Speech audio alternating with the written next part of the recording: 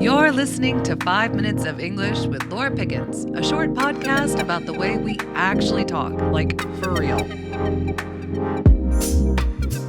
Inadequate translations. Hi, my name is Laura. I'm an American living in Russia.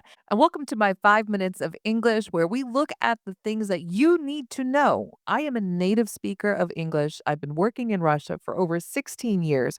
I know what the textbooks are not covering. I know the things that are missed. I know the questions that my clients and students have asked me for so many years. And this podcast is a collection of all those tiny little lessons to help you improve your English immediately. 5 minutes, no homework, no textbooks. Let's do this. Today, we're talking about one of the most difficult words to translate into English, which is неадекватный.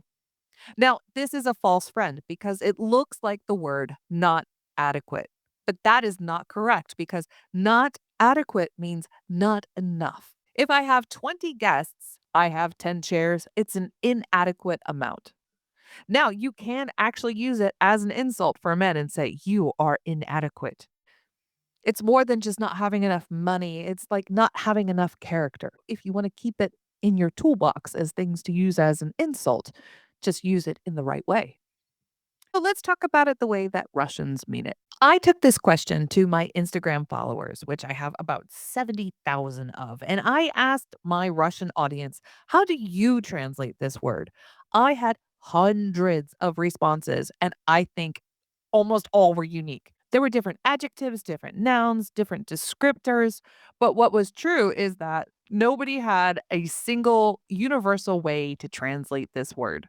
Here's how I have tried to translate this word. Imagine you're on a bus, late night, you're with your friend, and then a guy gets on the bus and he looks weird and he looks creepy. And you're trying to tell your friend, hey, we need to watch out because that guy is what? What would we say? And I have asked this of all my native speaking friends. Like, what would you say in this moment when you're trying to describe to somebody what this man is? In this situation, I would just say the guy looks crazy. Hey, watch out. Guy just got on the bus and he's looking a bit crazy. I think you can see that there are problems with this word because we don't always mean like mentally unstable. So let's take another example. Let's imagine you are working in customer service and you have someone who calls you and they're yelling and they're screaming and they're not listening.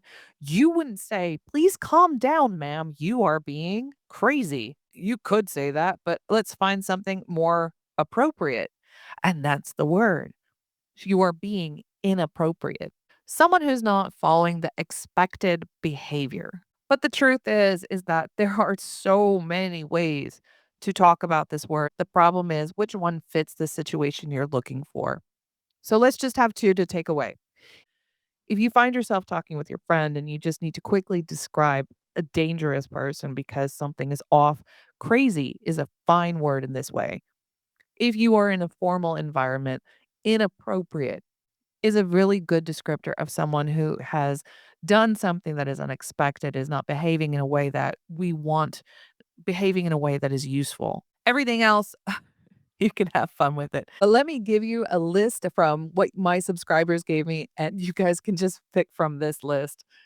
Deficient, incompetent, freak, loony, nut job, insane, unreasonable, psycho, Karen, madness, awkward, nuts, lunatic, loose cannon, delusional, wacky, weird, strange, offbeat personality, unhinged, disruptive, unstable, troubled, erratic, off kilter, unbalanced, unsteady, disordered, maladjusted, emotionally disturbed person, maladaptive, and mad. Some of these will be appropriate, many will not. But the one word that is not the right translation is inadequate.